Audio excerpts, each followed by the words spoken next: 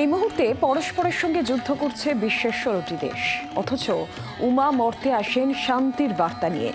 সীমান্তের কাঁটাতার ভুলে ভালোবাসা ছড়িয়ে দিলে কেমন হয়?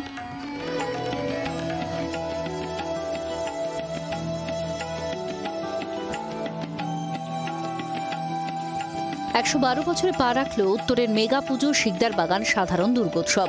এবারের থিম মানবতার উৎসব। থিমের ক্যাচলাইন কাঁটা তারে ফুল ফুটিয়ে স্বপ্ন সীমাহীন।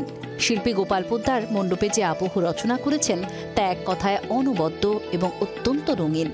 আমাদের মেন থিমটা হচ্ছে মানবতার উৎসব। মানে চতুর্দিকে এই যে হিংসা, হানাহানি, যুদ্ধ চলছে।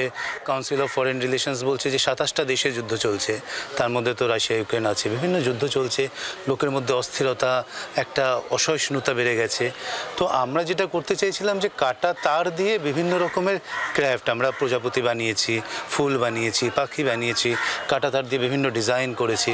যে বলতে চাইছিলাম এটাই যে কাঁটাতারটা উঠে যাক, একটা কাঁটা তার মুক্ত বা এইরকম চেন লিঙ্ক ফেন্স মুক্ত একটা পৃথিবী স্বপ্ন দেখছি, এবং সেই কাঁটাতারটা বা ফেন্সটা শিল্প মাধ্যমে ব্যবহৃত হোক।